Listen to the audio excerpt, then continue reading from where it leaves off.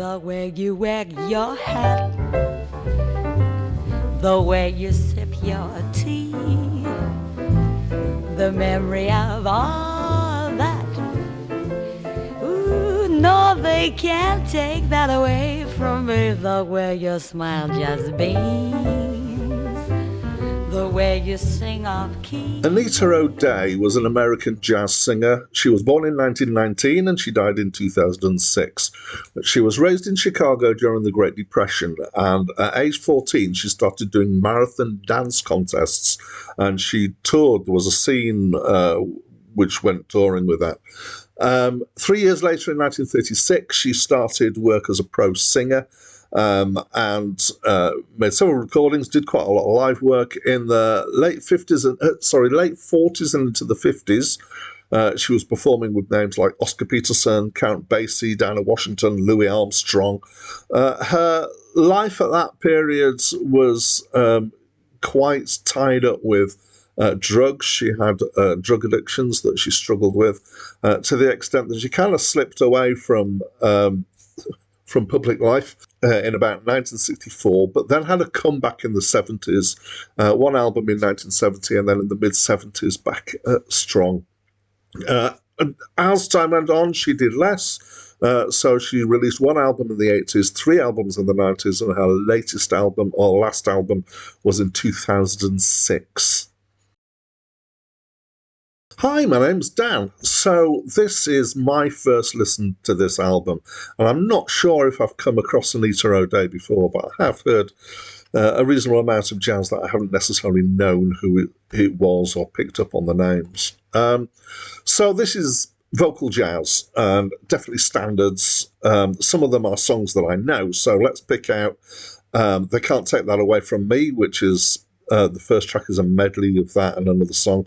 Them Their Eyes, Old Devil Moon, and the last track on the album is probably my favourite track on the album, which is Bewitched, Bothered and Bewildered, which is a song that I quite like. The band here is led by Oscar Peterson, who's the name that I know, and very much led is the word. The backing is very strongly the piano. There's a guitar and there's a rhythm section as well, but he's definitely taken the lead in the accompaniment, if you like. And there's a lot of what you might think of as the jazz singing tropes here. She's got quite a smoky voice, definitely got a feeling like a nightclub atmosphere after dark, and people are smoking and drinking coffee, possibly. She's even went so far on one of the tracks as to get a bit of scatting in. She's a decent singer. She's got some nice kind of low tones, particularly I enjoyed. But my criticism is that it feels a little bit superficial. Now, I know that this was very much the thing for all sorts of different styles of music, is that actually becoming more expressive and it feeling more personal didn't really come through until the mid-60s and beyond on that. So it wasn't unusual at the time for it to feel a bit superficial, but I think that this is just a little bit more than I would say was, I'm not sure about reasonable. It feels like she's more interested in the style and the atmosphere and getting the little jazz tricks in the singing in rather than the actual words. But it's still, despite that, I would say it's not a bad listen. I just didn't really love it.